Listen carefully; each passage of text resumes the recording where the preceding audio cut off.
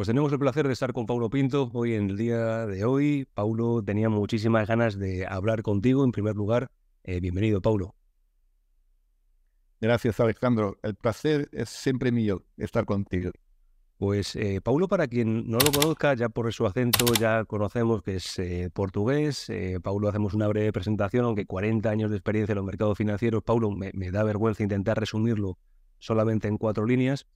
Para los que no te conozcan, pues fuiste director de operaciones de D-Broker, uno de sus fundadores. Un broker aquí en España, pues fue uno de los pioneros en traer ese producto que todos conocemos hoy, los CFDs. Y desde el año 2002, de hecho, fuiste el director de de operaciones de D-Broker. Integraste el Consejo de Administración de DIF España y DIF Markets Uruguay. También has dirigido una publicación sobre inversiones llamada Dinero. Colaboraste en varios periódicos, fuiste fundador de ATM, una asociación de inversores de Portugal. De hecho, es uno de los padres del análisis técnico allí en Portugal, Paulo. Y además administraste una gestora de patrimonios. Fuiste autor también de libros como El análisis técnico, un instrumento fundamental, publicado por Euronext, y una larga lista de cosas, Paulo, que si me pongo aquí a aplicar tu currículum, pues no hacemos entrevistas, sino que hacemos una presentación larga, Paulo. Lo primero que me gustaría preguntarte, Paulo, es, después de toda esta dilatada experiencia, ¿cómo comenzaste en mercado financiero y por qué? Pues me imagino que es como todo el mundo. Me empecé en el mercado financiero porque me apasionaba y pensaba que era lo mejor del mundo. Eh, y quizá en esos años podría ser el mejor del mundo. No tengo ni idea, pero era apasionante, sí, el mercado de capitales.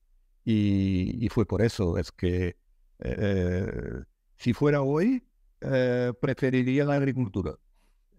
Pero como fue hace 40 años, el mundo financiero, que no era tan conocido como ahora, era más restricto, tenía un cierto glamour.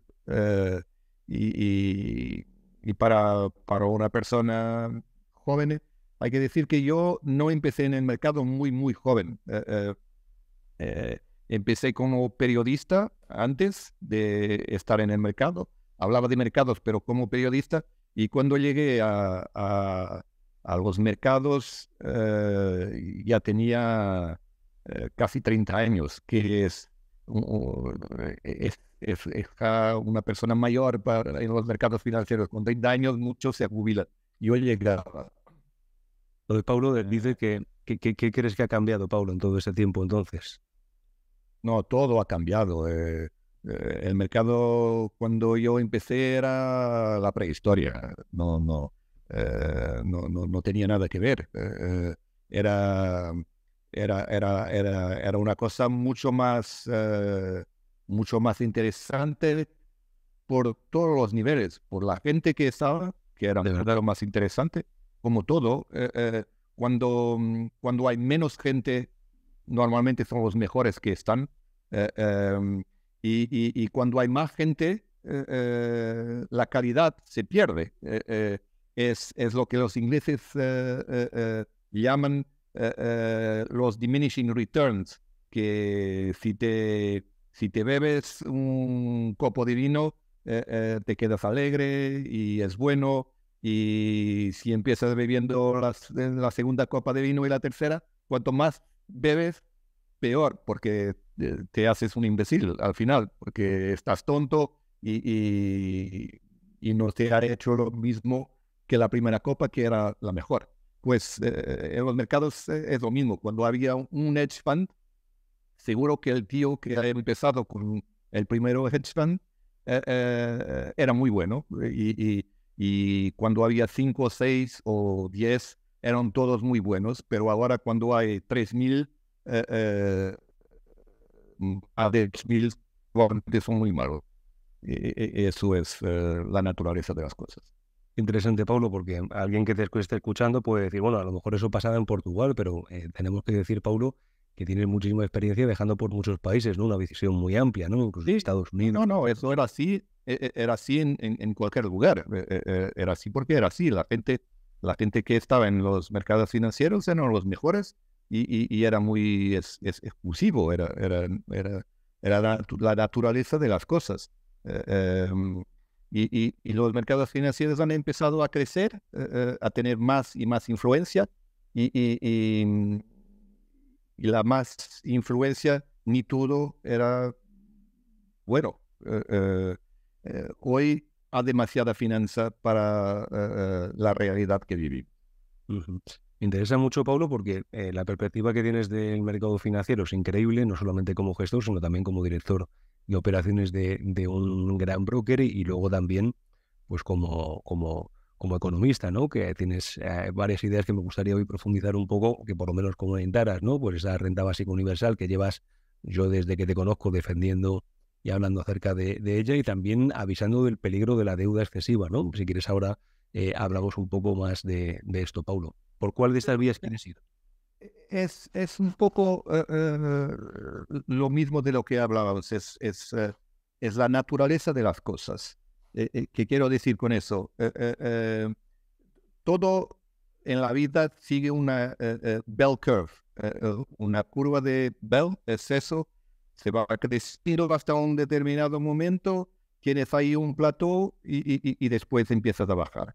Y yo estoy en la curva baja de la bell curve de mi vida, porque ya pasé la mayoría de mi vida, lo que me espera es un ratito más. Eso es lo que es normal. Y lo mismo se pasa con todo en la vida. Una de las cosas es el dinero. El dinero que tenemos hoy por hoy, que es conocido por fiat money, que está garantizado por la confianza de las personas, tiene también como todo un periodo de vida. Y la que tenemos hoy, de mi punto de vista, está en un lugar que es difícil. Y difícil porque hay demasiada deuda. Deuda que no está o que empieza a no estar garantizada por activos, porque ya no se sabe si el mismo activo no está garantizando más que una deuda, por ejemplo. Y eso es un problema cuando tienes un sistema que está basado en la confianza. Hoy por hoy la gente tiene confianza, pero la confianza se puede perder de un minuto al otro. Y eso es la parte peligrosa. Pues cuando tenemos un país como los Estados Unidos, que tiene 32 trillones de deuda pública, para un PIB que va a un poco menos de 25 trillones. Si fuera hace 40 años atrás, eso eran números imposibles. La gente se diría, eso es Tumbuctú. Hoy lo aceptamos en los Estados Unidos como siendo normal, y no es normal. No es normal porque es demasiada deuda para una moneda que no debería tener riesgo para los inversores.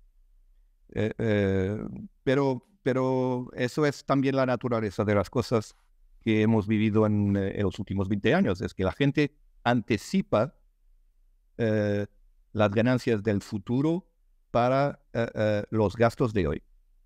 Y eso es lo que estamos haciendo.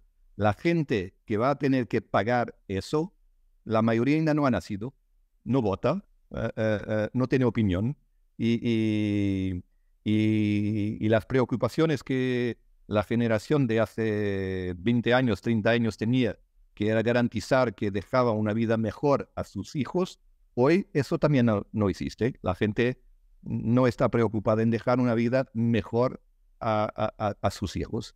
Y por eso es el tipo de preocupación que yo tengo. No es como no es una preocupación mayor, porque Me imagino que eso no va a ser un problema en los próximos 15 días o 15 meses, y quizá 15 años, no tengo ni idea. Pero que es un problema, y eso creo que la mayoría de la gente no lo sabe, y será un problema cuando la mayoría de la gente empezara a pensar que es un problema. Interesante porque desde el año que te conozco, 2006, 2007, Paulo, has estado avisando de esto, especialmente después del 2008. Me acuerdo de análisis tuyos súper potentes después del año 2008, hablando acerca de la deuda. Y después, bueno, estuve, bueno, de hecho, te considero, Paulo, uno de mis mentores. Te considero, tú fuiste uno de los primeros en enseñarme cosas de trading y por eso te respeto tanto, ¿no? Y de vez en cuando te ponía un correo, ¿te acuerdas? Cuando ya dejé de trabajar contigo y te decía de vez en cuando, Paulo, ¿cómo ves el mundo? Entonces, si yo te pusiera este correo hoy, Paulo, ¿cómo ves el mundo? ¿Cuáles son las implicaciones de esto a futuro de esto que estás diciendo, Paulo? Pues las implicaciones probablemente son las mismas que yo te hablaba ya en 2008. Pero lo que te quiero decir, para acordarte, es que en 2008 el mundo se acababa o se iría a acabar si el Congreso americano no aprobaba 800 billones de dólares. Eso era el lunes después no tendríamos sistema financiero. 800 billones son operaciones de a cada media hora ahora. ¿Sí? ¿Eso qué quiere decir? Que hemos generado tanta riqueza desde 2008 hasta 2023. No. Lo que quiere decir es que el dinero vale mucho menos. Eso es lo que quiere decir. Y si vale mucho menos, hay un periodo en que la gente no lo ve. No le parece que el dinero vaya menos. Le parece que hay más dinero, más oportunidades, pero si se podría tratar así el dinero, me imagino que países como Venezuela serían los mejores países del mundo, ¿no? Y no lo son, por alguna razón, ¿sí? Pero si en este momento tenemos países como los Estados Unidos que están haciendo lo mismo, ¿qué cambia? Lo que cambia es que hablamos de los Estados Unidos y no hablamos de Venezuela, pero las prácticas son las mismas, casi, ¿sí? Y entonces la credibilidad, ¿a dónde empieza a perderse? Probablemente con tiempo. Probablemente cuando tengamos una situación más particular. Pero sabemos cómo esto termina siempre de la misma manera, con una crisis financiera, con un banco o una sociedad muy grande que no tiene dinero para pagar su deuda, o un banco que está en dificultades porque ha asumido demasiada deuda. Es siempre de la misma manera. Esto es un remake que era lo mismo en 1920, 1928 y en 2023 con los bancos americanos que fueron a la quiebra al principio del año y los futuros que van a aparecer por el mundo. Bueno, de hecho, ya que mencionas temas de crisis, algunos argumentan, Paulo, que el alto nivel de deuda puede limitar la capacidad de un gobierno para tomar medidas fiscales en momentos de crisis. ¿Cómo crees que puede afectar esto la capacidad de respuesta de los gobiernos en futuras recesiones o futuras pandemias? Pero imagínate, yo creo que ese es un soundbite, que la gente se lo repite y no lo piensa más. Porque cuando estamos hablando de eso, ¿por qué generar toda esta deuda si tampoco hemos tenido una crisis en los últimos... hablamos de la pandemia, si es eso, pues es una crisis que los países se crearan a ellos. Pero antes de la pandemia, ¿cuál era el problema? No había un problema. Y por eso es al revés. El mundo necesita de problemas para justificar crear más dinero. No es el problema del dinero que crea los problemas. No. Hay que crear problemas para justificar crear más dinero. Y eso es lo que está haciendo. Y siempre es lo que se hace. Claro, estamos hablando de Estados Unidos, pero esto es un problema que está en muchos países, ¿no? Y también se enfrentan a niveles de deuda Es el gigantescos. mismo, pero hablé de los Estados Unidos porque es el más importante Mm. y cuando él hace alguna cosa, los otros tienen que hacer lo mismo. ¿Qué quiere decir? Hay una guerra de monedas también porque los países negocian en sus monedas y si tu moneda pierde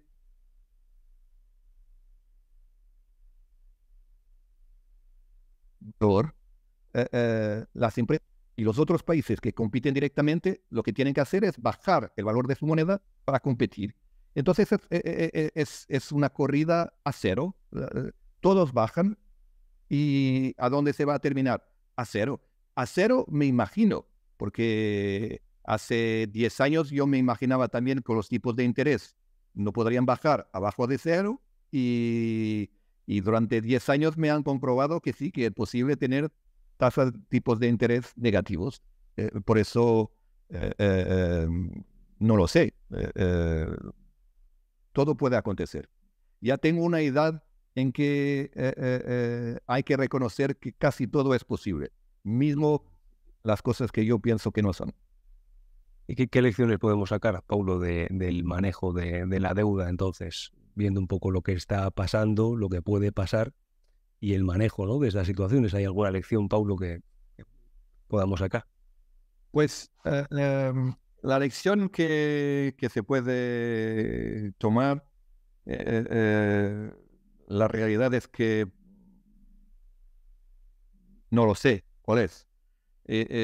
Porque yo la tomaría hace 20 años atrás. Em, Cuando está tan retrasado, cuando se lleva tantos años para reagir, se dice reagir, ¿sí? Rehacer, Reaccionar, a eh, reaccionar. a reaccionar, hacer cosas, hacer las cosas como se deberían hacer. Yo creo que a este nivel ya no es posible volver atrás. Es que solo hay dos soluciones, que es inflacionar, hay que continuar a inflacionar o morir. ¿Y morir qué quiere decir morir? Morir es llegar a una situación sin solución y va a acontecer alguna cosa. Cuando digo sin solución, siempre hay una solución, ¿no? Pero la solución, ¿qué es? Eh, Países como Argentina han tenido muchas situaciones idénticas. En este momento están con 130% de inflación. Eh, ¿Qué va a acontecer? Pues lo mismo que ha acontecido hace muchas veces antes. Van a cambiar el dinero, van a reajustar el dinero a la paridad con el dólar, pero va a ser una otra realidad. Y, y lo que se está pasando en los países desarrollados es un poco el mismo camino. Y por eso eh, más complicado, seguramente, porque estamos hablando de la moneda de reserva mundial eh, y una reserva una moneda de reserva mundial es sostenida también por toda la industria militar en los Estados Unidos. Es una situación privilegiada lo que tienen eh, eh, y por eso tener el riesgo de perder la situación que tienen no lo van a facilitar, seguro. Por eso, de mi punto de vista, son situaciones complicadas. O sea, que no crees que ahora mismo no hay medidas que los gobiernos puedan tomar para abordar el problema, No, no, garantizar la estabilidad sí, y sin poner en riesgo el riesgo de crecimiento económico? No hay no, medidas. las medidas que deberían tomar ya se sabe lo que es, pero son medidas que las poblaciones no van a aceptar. No es posible. Mira, es la situación de los tipos de interés. Eh, eh, ¿Cómo es posible mantener los créditos a los pisos, mortgage rates, a tipos de interés que la gente no conoce.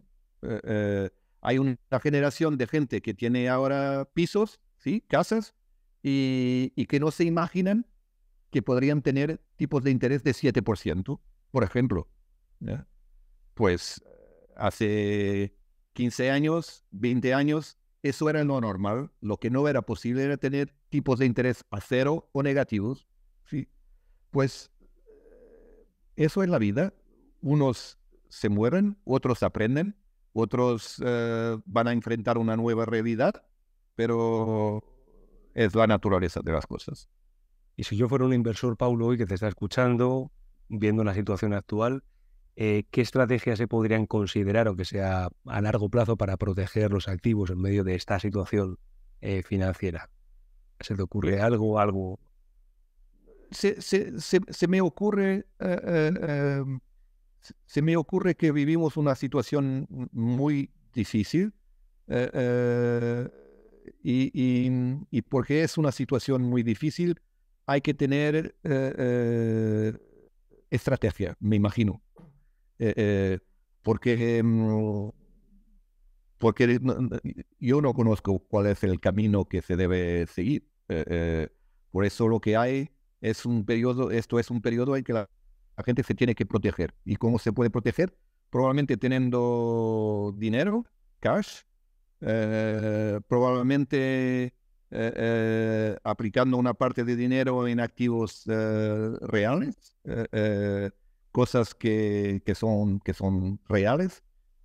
Yo no tengo la certeza si los activos tipo Twitter, Facebook, cosas de ese tipo, si son verdaderamente activos reales, son activos de valor en este momento, seguro, pero no lo sé si lo serán en un par de años o en 5 o en 10 años, pero sé que activos reales como oro o plata existen desde hace miles de años y siguen haciendo activos de valor. Y tiene una otra cosa importante, es que es, son activos que no tienen por base deuda. Eso también es muy importante. Y que básicamente también detrás de esta idea, Paulo, entiendo que piensas que tendremos periodos de inflación alta durante mucho tiempo. Pues yo me imagino que sí, en este momento tenemos, me parece, creo que ainda no está confirmado, pero pienso que tenemos lo peor de los mundos, que es una estagnación, no hay desarrollo de las economías y tenemos inflación, lo que se llama un stagflation. 2017, 2007, 2008 se habló mucho de esto, ¿no? Sí, pues eso es el peor de los dos mundos. Sí, yo creo que vamos a tener más inflación por una razón, es que no creo que los países y los bancos centrales puedan combatir la inflación porque tendrían que subir un poco más, un poco, no, bastante más los tipos de interés y las poblaciones no tienen capacidad para eso. Las economías no tienen capacidad para eso. Y por eso vamos a tener, tendríamos, ¿cómo se dice cuando las empresas cierran? Quiebras. Falencias, Sí. quiebras, ¿sí? Y eso sería un problema muy, muy, muy grande. Mucha gente sin trabajo, muchas empresas a la quiebra. Eso sería un riesgo muy, muy, muy, muy grande que creo que los políticos no están dispuestos a asumir. Y yo lo veo muy, muy, muy difícil encontrar una solución para el modelo que tenemos, porque las soluciones para los modelos que son conocidos son siempre los mismos, ¿sí? Pero cuando se empieza a inventar, como se ha hecho en los últimos 10 años, es muy difícil inventar al otro lado que tiene consecuencias para las poblaciones. De mi punto de vista, y por eso lo hablamos ya muchas veces, como te acuerdas, yo creo que solo es posible encontrar un nuevo modelo con otras reglas que no tienen que ver con las que tenemos ahora, porque estas me parece que no tienen solución. ¿Y qué reglas, Pablo? Si quieres, la otra parte me gustaría hablar de la renta mínima universal, que llevas hablando muchísimo Pues, tiempo. por ejemplo, eso es muy importante. Mira, es que si tenemos problemas en la economía con las empresas, si hay más gente en el paro, los gobiernos tienen que tener más dinero. Y para tener más dinero, tienen que captar más impuestos de la gente que ya no puede pagar. No es un círculo vicioso, es un círculo vicioso, sí, porque siempre va de mal a peor. Y cuando la gente necesita de invertir, no lo puede hacer porque tiene que pagar más impuestos. La gente tiene que pagar más impuestos para mantener a la gente que está en paro. Todo es un problema. Yo creo que hay que encontrar una solución para un mundo que ha cambiado y que cambia. El problema no es solo cambiar, el mundo siempre cambia. Es que cambia mucho más rápido ahora que cambiaba hace 20 años o 30 años. Y todo es mucho más rápido. Y la velocidad es un problema para la gente porque no tienes tiempo de ajustar. No es parte de la naturaleza humana. La naturaleza humana no está preparada para tener este tipo de shock que tenemos. Y el ejemplo, lo más grave, creo, es probablemente la robótica y la inteligencia artificial. Es verdad que siempre hay gente que dice que un problema, los chinos lo han dicho hace 5.000 años, que un problema es también una oportunidad.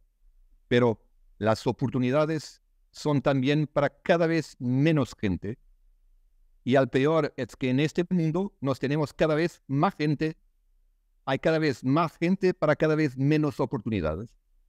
Y esa no es una buena solución para vivir feliz. Los países no pueden vivir felices, las personas no pueden vivir felices. Es un problema grave. Robótica y inteligencia artificial. La inteligencia artificial va a hacer las cosas moverse ainda más rápido que lo tenemos ahora. Y la robótica va a sustituir la gente que trabaja.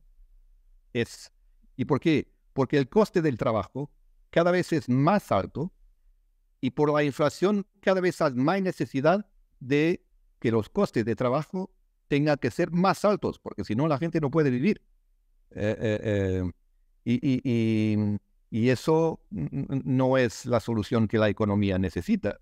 Los periodos de inflación se combaten justo con aumentos de los tipos de interés para bajar los costes de trabajo, pero en este momento eso no es fácil. Yo creo que hay que encontrar un nuevo modelo de economía en que la gente pueda vivir de una renta que es universal, sí, pero esa renta que es universal no puede ser financiada por impuestos. Y por eso, si no puede ser financiada por impuestos, que es el peligro, que es lo que los políticos y incluso la gente que apoya ese tipo de iniciativa, siempre piensa que lo que hay es que la gente que tiene dinero tiene que financiar a los otros que no tienen dinero. Pero eso tampoco es posible, porque no hay dinero suficiente para financiar eso. Hay que encontrar un nuevo modelo. Y siempre se dice que no hay dinero suficiente para la gente que está en paro, para seguridad social, para las pensiones, pero siempre que hay un problema, hay dinero. Hay dinero para Ucrania, hay dinero si hay un problema con el tiempo, con un volcán, con lo que sea. Siempre hay dinero. Pero para la gente siempre es difícil encontrar dinero. La justificación es que no es posible. Y eso tiene que ver con la cuestión moral del dinero. El dinero tiene una relación con la moralidad que la gente no ve, pero es la realidad. Antiguamente se decía que para ganar dinero la gente tenía que trabajar. Hoy no se dice que para ganar dinero la gente tiene que trabajar, ¿no? La gente tiene que vivir. Y viviendo tiene dinero o tiene que tener derecho al dinero. Eso es el concepto. De mi punto de vista, lo que hay es que encontrar un modelo de Banco Central de la Seguridad Social. He escuchado varias veces esto que explica, ¿no? Claro, que crea el dinero para poder dar un mínimo a las personas y garantizar que tienen un mínimo de dignidad. Pero al mismo tiempo darles la oportunidad de hacer lo que quieren de la vida. Lo que no podemos es querer la bifteca en el plato y la vaca en el jardín. Eso no es posible. Se tiene que optar, tener la vaca en el jardín o el bifteca en la mesa. Las dos no es posible. Pero ese tipo de moralidad se ha perdido. La gente lo quiere todo. Y no solo quiere todo, pero lo quiere ahora. Ya. Inmediatamente. ¿Sí? Eso solo se puede cambiar con un nuevo modelo en que se dice, esto es para toda la gente. Yo no soy de los que piensan que todos tenemos que ser iguales. No tenemos que ser iguales porque no somos iguales. Y como no somos iguales, no es posible decir que somos todos iguales. Pero lo que digo es que todos tenemos que tener las mismas oportunidades. Eso sí.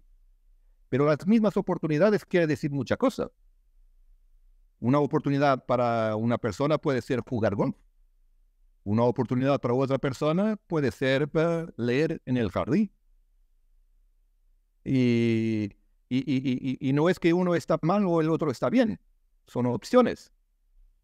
Pero no se puede decir que con opciones diferentes todos tienen que tener los mismos resultados. Eso no es posible.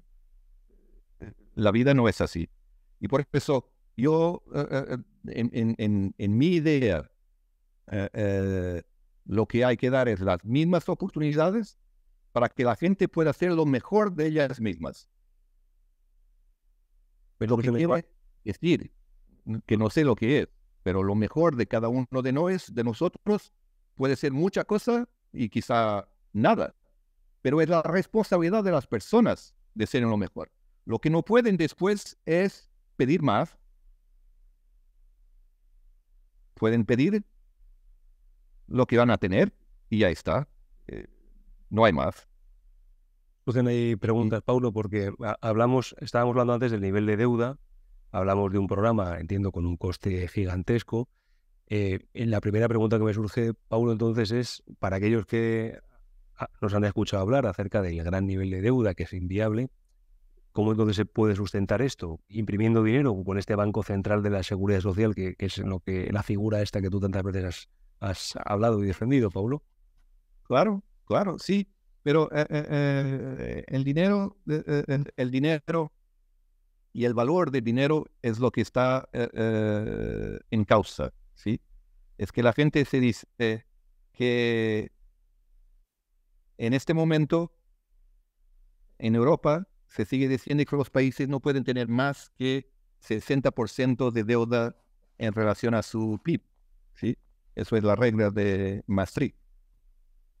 Pero no hay ningún país que tenga los 60%. ¿Y por qué 60%? Otra cosa que se dice, que los bancos centrales, el ideal es que haya una inflación controlada de 2,5%. ¿Por qué 2? 2,5%? ¿Por qué no 3? ¿Por qué no 1,2? ¿Por qué no 0?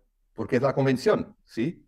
Pero si seguimos como estamos en los próximos 5 años, no, lo que es normal ahora y lo mejor es mantener un tipo de interés de inflación, mantener a 5%, que es lo normal. Eso es lo que se convenciona entre los políticos y entre la gente. Pero la gente no se cuestiona por qué una inflación de 2 es lo normal, por qué es lo mejor para la economía. ¿Quién lo ha dicho? ¿Cómo se calcula eso? ¿Por qué los 2%? ¿Sí? Pues eso se calcula sobre todo para dar confianza al dinero.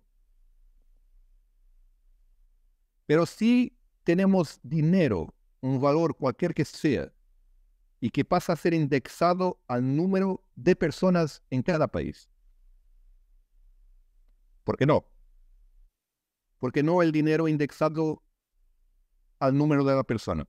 Tenemos 30 millones de habitantes y tenemos un número que está de dinero indexado a 30 millones. Y no cambia. No es como Bitcoin que va a tener un determinado número y ahí está. No, no, no. Si el país tiene 30 millones de personas y en 5 años solo tiene 29 millones, tiene que haber menos dinero. Pero si tiene 31 millones, tiene que haber más dinero indexado al número de personas. Eso me parece que hace mucho más sentido que tener pues, un grupo de genios que te dicen, pues vamos a aumentar los tipos de interés en 0,25, medio punto porcentual. ¿Y por qué?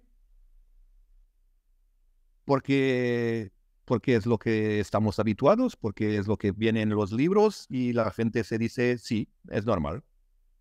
Por eso lo que es normal es todo lo que se convenciona en la sociedad. Lo que es normal en un determinado momento de la humanidad. Esclavatura, hubo un periodo en que era normal, era lo normal, aceptado en la sociedad. Hoy no es normal ni aceptado en la sociedad. La pedofilia, ¿eso se dice pedofilia? Sí, sí, sí, sí. Sí, pues la pedofilia, un momento de la sociedad en que era aceptado también, hoy no es aceptado. Por eso las cosas cambian en la sociedad. Lo que hoy no se acepta, en un otro momento no lo sabemos. Sí, va, es verdad que el cambio de normas que propones, desde luego que es increíble, ¿no? Y es verdad que una de las cosas que se decía normalmente en contra de la renta básica universal es el costo, pues se tiene que financiar pues a través de impuestos, ¿no? O subir impuestos a grandes capitales o empresas. ¿No crees que a lo mejor a través de la robótica o como han propuesto algunos inversores famosos, un impuesto a los robots podría ayudar con esta renta básica universal? ¿No? No. Pues, los impuestos son uno de los problemas de la economía que tenemos en este momento. Es que en el modelo que tenemos de economía tiene que haber impuestos, ¿sí? Porque la actividad social tiene que ser financiada por impuestos. Pero al mismo tiempo, si lo piensas bien, todas las empresas son como fondos de pensiones, ¿sí? Porque en realidad tienen que financiar las pensiones de toda la gente que trabaja. Eso es un coste más para las empresas. Eso es más una dificultad para el desarrollo de las empresas. Por los costes, porque los costes tienen que bajar. Y por eso, como hay ese problema de los costes por impuestos, por seguridad social, la gente busca la robótica. Sí, es verdad. Pero no es la solución. Ya sabemos que no es la solución. No hemos sabido financiar, no podemos financiar la seguridad social con la gente y también no la vamos a poder financiar con la robótica. Lo que hay que encontrar un nuevo modelo. Y el modelo, como te digo, es que no es la moderna teoría monetaria que se dice que se puede crear dinero hasta lo que quieras. Eso no existe, no hace sentido. Es una tontería. Pero hay que tener dinero indexado a alguna cosa. Y lo que yo digo es que puedes indexar al número de personas y puedes decir que toda la gente que existe, que respira, que nació, que tiene un BI, un billete de identidad, que está regular, ¿sí?, puede recibir 800 euros al mes. ¿Por qué no? Porque 800 euros le garantiza que tiene un techo que, con su casa, que puede pagar su electricidad y puede comer McDonald's o qué sea. ¿Sí? Es el mínimo. Y toda la gente tiene que tener derecho a eso. Pero algunos van a decidir que no es suficiente y van a querer trabajar, ¿sí?, para ganar más. Y otros van a querer jugar golf, o tenis, o fútbol, lo que sea, ¿sí? Y otros van a decidir no hacer nada, porque no les gusta hacer nada. Pero es una opción. Y yo soy por la libertad de las personas. Si uno quiere no hacer nada, pues para mí está fenomenal. Es su opción. Lo que él no puede es no hacer nada y después me pedir a mí el dinero para no hacer nada. Eso no me parece bien. Bueno, en realidad, una gran parte del debate con la renta básica universal es los efectos negativos que puede tener sobre el incentivo de las personas al trabajo y la productividad. ¿Cómo crees entonces que se podría paliar, si es que habría que hacerlo, de alguna forma, paliar los efectos negativos sobre el mercado laboral, ¿no? Como... Pero de la misma manera que siempre se hizo, hay gente que les gusta trabajar, hay gente que les gusta hacer cosas, hay gente a quien les gusta jugar fútbol. Y ganan dinero jugando fútbol, ¿sí? Y hay otros que les gustan hacer pan. Y es lo que más les gusta, es hacer pan. Y venden pan. Pero es gente que quiere hacer. Y lo que se busca, yo pienso, lo que hay que hacer en este ciclo es intentar buscar el mejor de ti para lo que tú quieras hacer. Pero tienes que intentar ser el mejor. Inventar alguna cosa que sea lo mejor, lo que los otros buscan. Eso es lo que hay que hacer. Y pensando un poco en la globalización, la interconexión de países, de la economía, Paulo, si tuviéramos que hacer esto una implementación de alguna forma, ¿qué pasos se tendrían que dar, si es que se pudieran dar? Un paso para internacionalizar esta medida.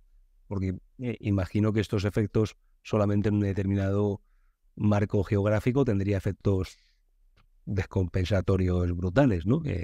¿Cómo podríamos interconexionar esto a forma global? Es exactamente lo mismo que tenemos hoy. Si tú tienes, si ganas 1.000 euros en Lisboa, tienes un determinado nivel de vida, ¿sí? Los mismos 1.000 euros no te dan el mismo nivel de vida en Madrid, o en Zúrich, o en Londres, o en París, ¿no? La gente, para tener el mismo nivel de vida con 1.000 euros que tiene en Lisboa, probablemente en París necesita de 2.000, en Madrid de 1.700, ¿sí? En Londres de 3.000, y hablamos del mismo dinero, la misma cosa, pero de realidades diferentes. Lo que yo estoy hablando aquí es en hipótesis, ¿sí? Es una idea, y la idea no está fundamentada en un sistema alternativo. Lo que yo digo es que el problema que tenemos hoy es que no se debate las ideas. Y yo creo que a este nivel de problema que tenemos, no hay ideas tontas. Hay que tener ideas. Y no hay propuestas tontas. Puede haber respuestas tontas, pero propuestas tontas no lo hay seguro. Pero tú sabes que tenemos un problema. Es que hoy la gente solo quiere una idea. Y cuando hay una idea, quiere decir que ya solo hay una persona pensando. Los otros ya no piensan. Y a mí lo que me gustaría era tener millones de gente pensando y debatiendo y diciendo lo que estás diciendo tú es una tontería. Y si hay mucha gente diciendo lo que está diciendo es una tontería y me explica por qué es una tontería, quizás se puede llegar a un lugar que no es tonto. Porque eso es la génesis de la democracia. La democracia era eso, debatir las ideas. Hoy no se debaten ideas. Es verdad.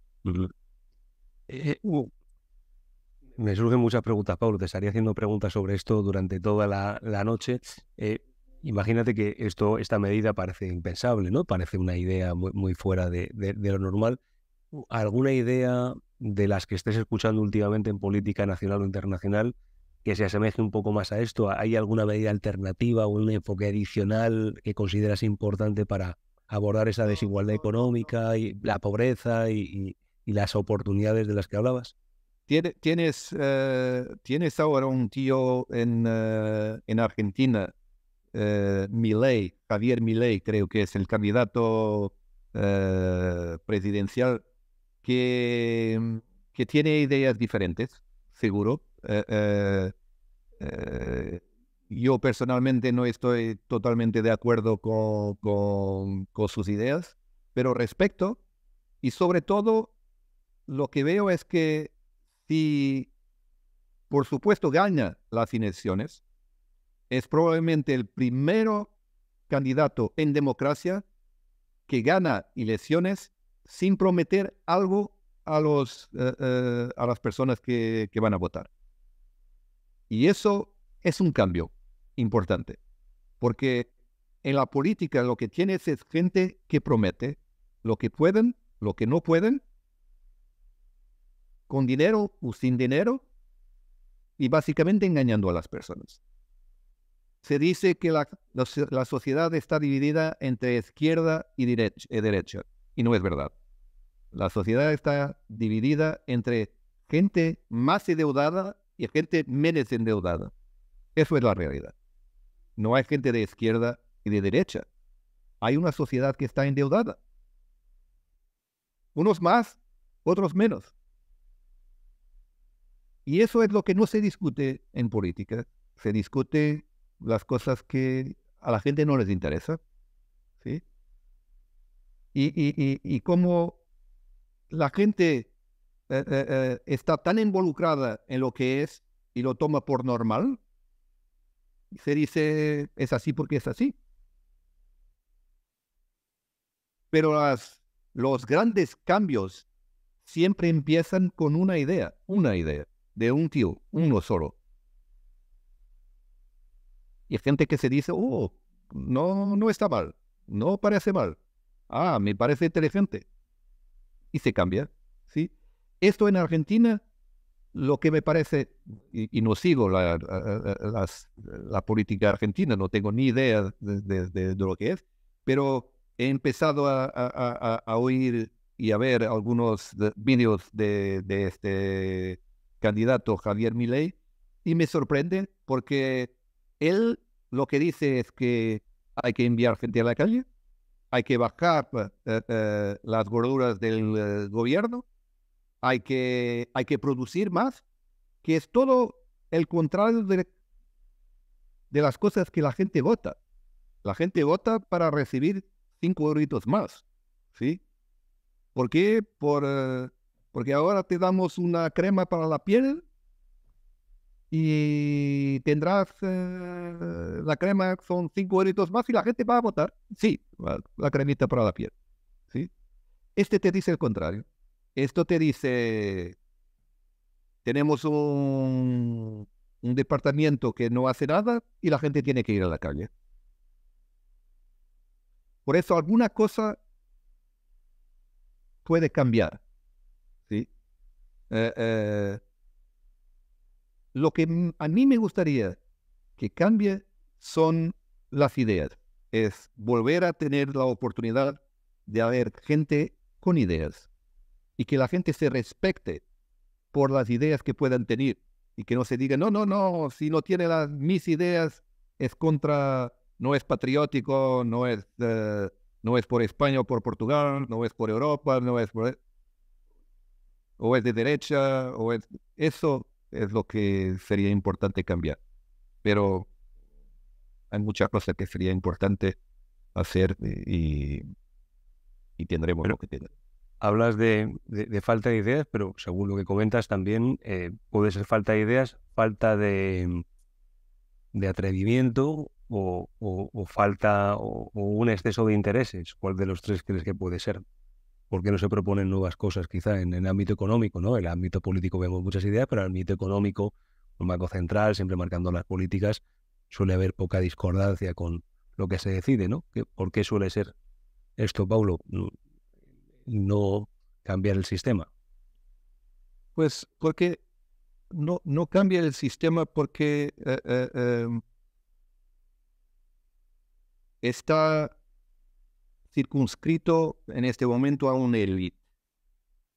Quieres una élite de personas Ujú.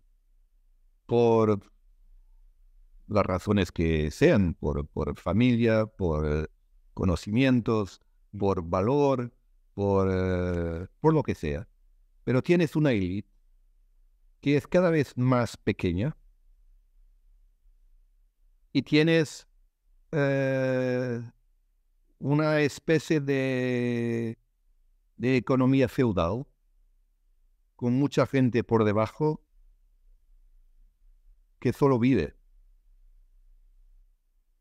Y tienes esa élite que piensa, que sabe lo que los otros todos tienen que pensar, tienen que comer, tienen que vestir, tienen que decir. Y, y eso creo que es la razón por qué siempre se va a menos, no se va a más, ¿sí? Si se quiere cambiar alguna cosa, lo tenemos que cambiar por el debate, por el número de gente. ¿Sí? Cuando se empezó a hacer coches, solo en los Estados Unidos había más de 2,000 marcas de coches, que quiere decir que había más de 2,000 empresas haciendo coches. ¿Sí? Hoy en Europa, ¿cuántas tienes? Ujú. 4, 5. ¿Sí? Cuando se empezó a hacer bancos, había miles de bancos. ¿Sí? Hoy, bancos, ¿cuántos tienes en España? ¿Sí? Farmacéuticas. Lo que pienses, ¿cuántos tienes? ¿Eso qué te hace en una economía? Más difícil para el que quiere entrar. ¿Sí? Tú tienes una muy buena idea para hacer una cosa que no existe y lo te hacen tan difícil que no lo vas a hacer, o entonces vas a hacer contrato y vas a ser parte de la élite. Y los otros se quedan. ¿Sí?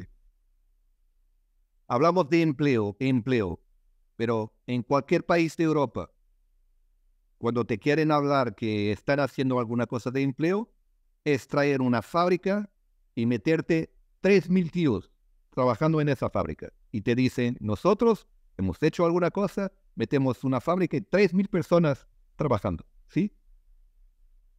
Pero si tenías que meter una persona en cada una de las pequeñas empresas que existen en Europa, ¿cuántas personas empezarían a trabajar? ¿Cuántos millones de personas empezarían a trabajar? Una persona en cada una de las empresas, de las pequeñas. Solo una. ¿Hay alguna política para eso? No. ¿Hay algún esfuerzo para desarrollar las pequeñas empresas? No. Hay muchas políticas para eso, pero esfuerzo, verdaderamente no. No. ¿Por qué? Porque no hay interés. Es demasiado difícil, ¿sí? No se ve. No se nota para los políticos poder decir, yo he hecho alguna cosa. ¿Eh? ¿Qué hiciste? En 4 cafeterías puso 4 tíos trabajando, 4, ¿eh? En la calle, mi calle, ¿sí? Eso no da votos, ¿sí? Pero si puede poner una fábrica y 3.000 personas trabajando, sí, eso da votos. La gente les gusta eso. Por eso, y eso no es un problema solo de los políticos, es un problema de la sociedad. No tenemos lo que queremos, tenemos lo que merecemos.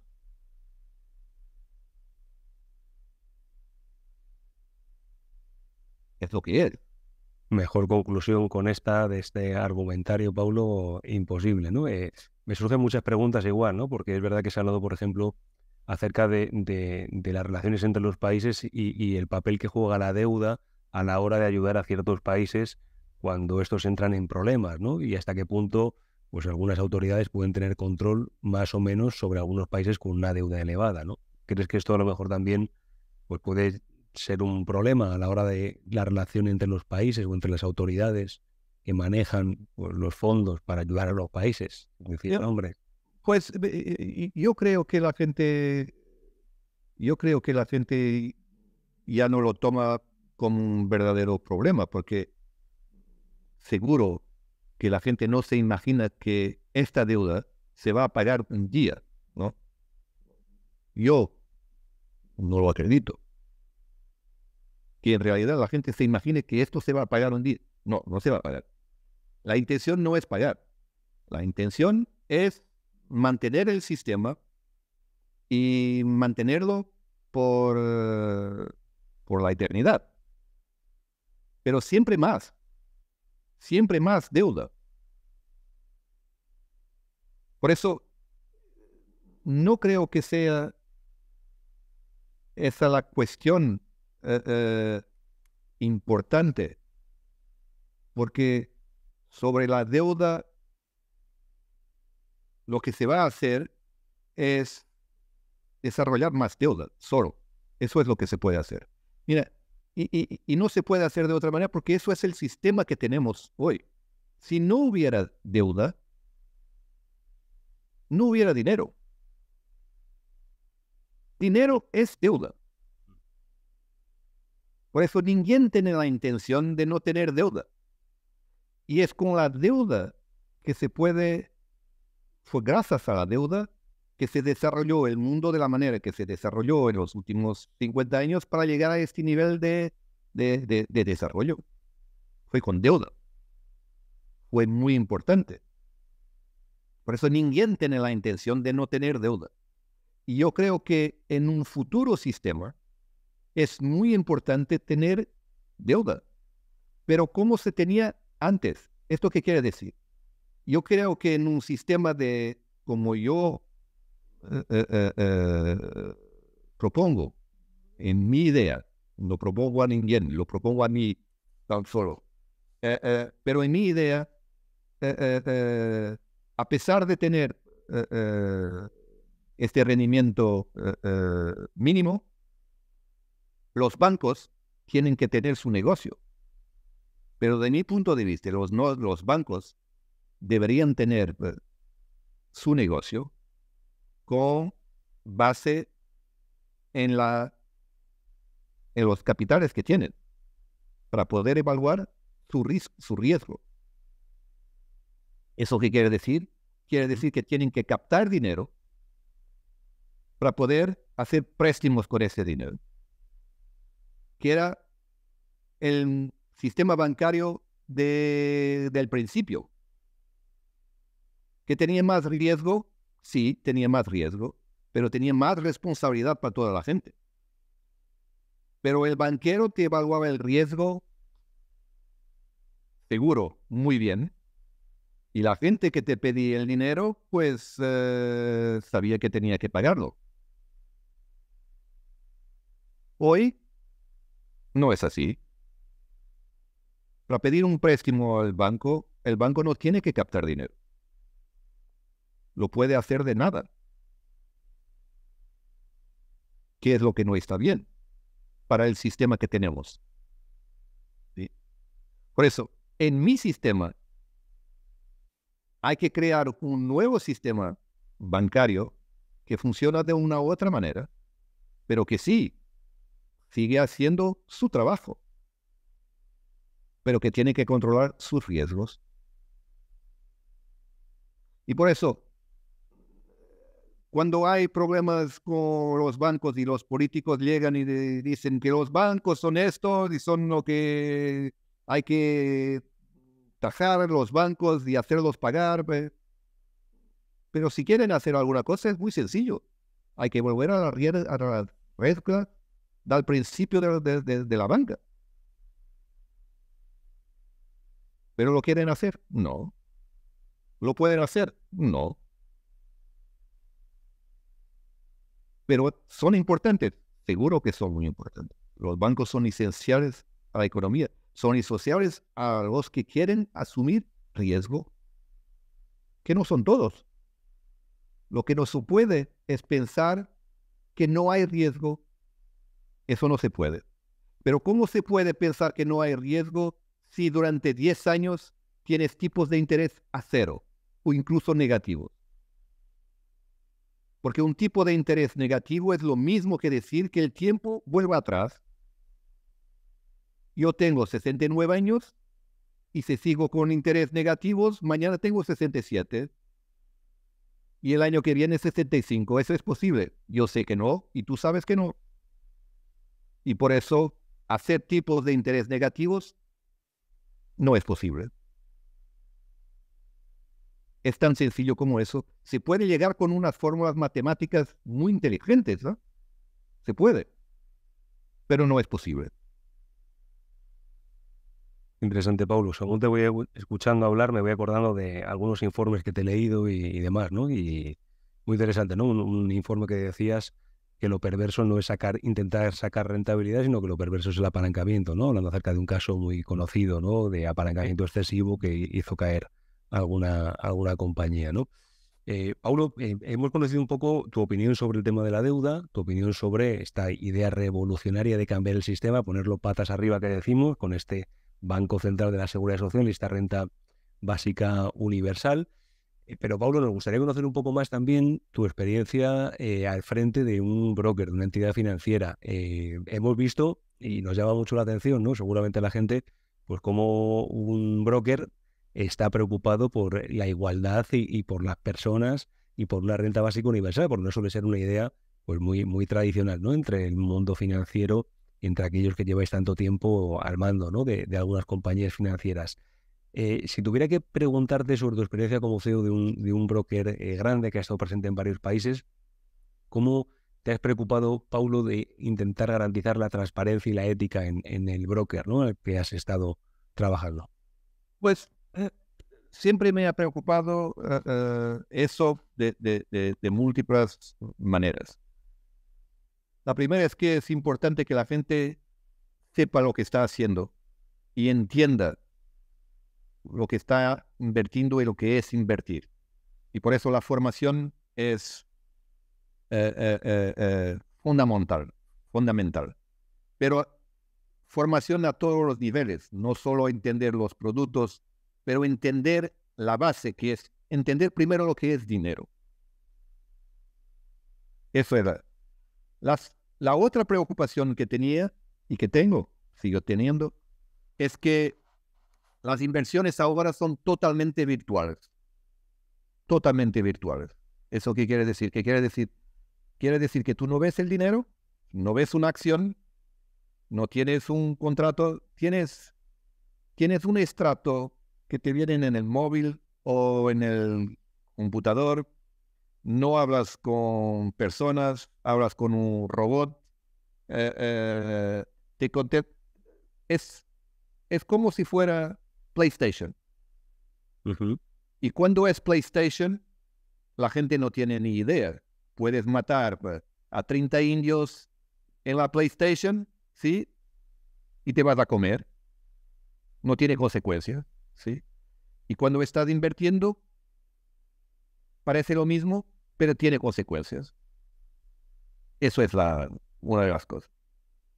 Una otra cosa es que en los últimos 10 años lo tenía muy difícil porque no era más posible evaluar el riesgo. Cuando tienes tipos de interés a cero, no puedes evaluar el riesgo. Y cuando lo tienes negativo, mucho menos puedes evaluar el riesgo. Y por eso, si tú no sabes evaluar el riesgo, no puedes tomar decisiones de inversión. Puedes jugar, pero tomar decisiones de inversión, no. Solo puedes jugar. Y la gente no tiene más esa noción que está jugando y no está invirtiendo más. Y después hay un otro dado, que es el dinero que es creado por los bancos centrales. Si hay cada vez más dinero creado por los bancos centrales, los mercados no vienen abajo. Siempre siguen arriba. Y siguen arriba, ¿por qué? Porque siempre hay más dinero. Y si hay más dinero, quiere decir que siempre hay más compradores que vendedores, ¿sí? Y si no es posible evaluar el riesgo, siempre hay más riesgo. Y como invertir no se puede disociar de riesgo, era muy difícil para mí. Los últimos 10 años han sido muy difíciles, ¿sí? Hasta que me jubilé, porque si no me jubilaba, probablemente saldría también del sistema financiero porque era demasiado virtual para mí. Interesante. Decía, creo que es Howard Marks, que las mayores pérdidas vienen de comprar los peores activos en los mejores momentos, ¿no? Y eso, ¿no? Compras algo inflado y interesante, Paulo. ¿Cuáles son entonces las prácticas que tú crees que son importantes para que un broker pues tenga la confianza de sus clientes? Paulo, no sé qué, tú que estás tan preocupado siempre con el tema de la confianza, te hemos escuchado varias veces Yo no, en el sector financiero. la realidad es que yo no lo sé. Un broker no puede hacer mucho para generar la confianza porque la gente no entiende todo lo que está involucrado en el negocio de corretaje o en el negocio bancario. Y por eso lo que la gente rehace es publicidad, es marca, es la opinión de un amigo u otro que pueda saber un poco más o menos. Pero la realidad es que no tengo ninguna recomendación a hacer a un broker porque no sabría lo que hacer para hacer mejor. Eh, el negocio de broker está tan regulamentado que en realidad no se puede inventar nada. Lo que uno hace, todos tienen que hacer lo mismo. Es tan sencillo cuanto eso. Y si alguno hace alguna cosa de diferente, es porque está inventando y no es legal, o entonces es legal y todos los otros lo van a hacer también. ¿Sí? Y eso es también un problema, porque al final, como te digo, en el sistema financiero lo más importante es evaluar riesgo. Los gestores de corretaje, de bancos, deberían poder evaluar riesgo y no lo pueden hacer porque los tipos de interés no corresponden todavía a lo que deberían, porque el dinero no vale más lo que valía y la gente lo entiende menos todavía. Por eso siempre lo hacen por razones que no tienen que ver con como yo pienso, que no quiere decir que está correcto, es old school. Y como es old school, probablemente no hace sentido hacerlo ahora, pero es como yo lo pienso. Y con tu experiencia, Paulo, ¿dónde crees que van los brokers? ¿Cuál es el desarrollo de la industria? Tú lo has visto nacer, la industria retail, prácticamente como la conocemos hoy, de llamar a la gente de bolsa, tú has conocido eso. Eh, ha sido uno de los pioneros en implantar un broker online en Europa, con lo que estamos viendo que luego ha ido siguiendo, ¿no?, el resto de industria. Ya estamos en las aplicaciones. ¿Cuál crees que es el futuro de los brokers, Paulo?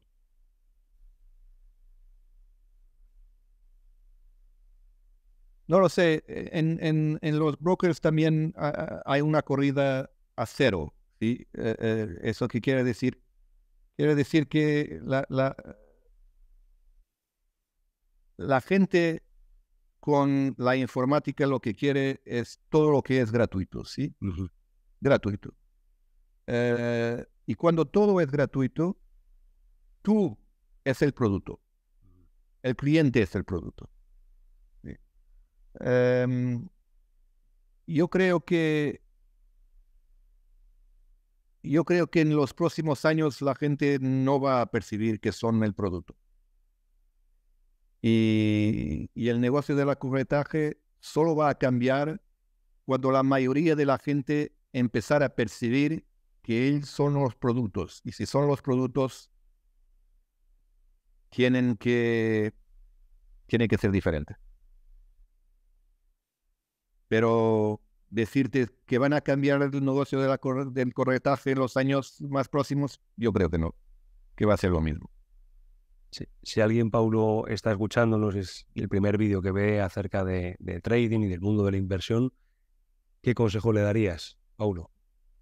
Alguien que vea por primera vez el vídeo y vea a Paulo Pinto, gestor con 40 años de experiencia en el mercado, directivo de una gran compañía de un broker online de Europa, ya jubilado, pero con experiencia, y ahora Paulo Pinto, ¿qué tiene que decirle a ese nuevo inversor que hoy se conecta, o jovencito inversor? Yo diría que tiene que estudiar, tiene que entender cómo, tiene que se apasionar por eso. Y, y- y tiene que comprender, entender cómo funciona el mercado, qué es el mercado, quién participa en el mercado. Eh, eh, yo no creo que no lo he dicho antes, pero eh, eh, la mayoría de los participantes en los mercados ahora son robots. 70% de la gente que no es gente, del volumen de negocio en el mercado son robots. Eh, y, y, y robots que yo sepa hasta ahora no tienen miedo y no tienen ganancia. ¿Sí? Eh, eh, y la base del mercado al principio era el encuentro de la gente que tenía miedo con la gente que tenía ganancias de ganar más. ¿Sí? Y eso se podía medir en el mercado. Con los robots, eso no se puede medir. Y por eso es más difícil evaluar lo que sea de esa manera. Lo vimos que es más difícil evaluar por riesgo en términos fundamentales por los tipos de interés. Es más difícil porque hay menos gente en el mercado.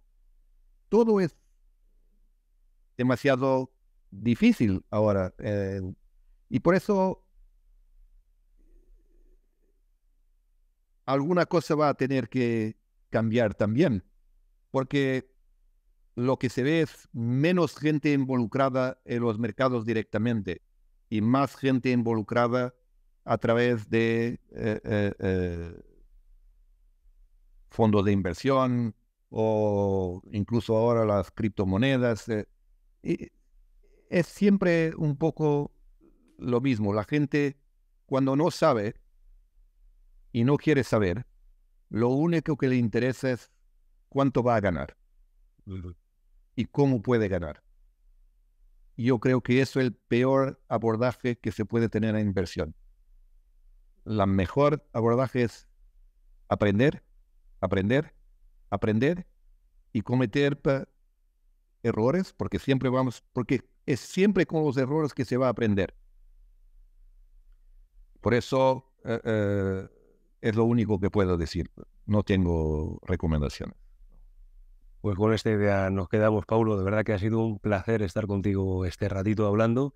Paulo, no sé si nos queda algo que quieras comentar ya al final de esta entrevista o charla, el que he sido un espectador de lujo. Aquí me encanta siempre escucharte y leerte pues, los informes que realizas. ¿Algo que nos quieras comentar, Paulo, o algo por lo que quieras terminar, que se me haya olvidado a lo mejor?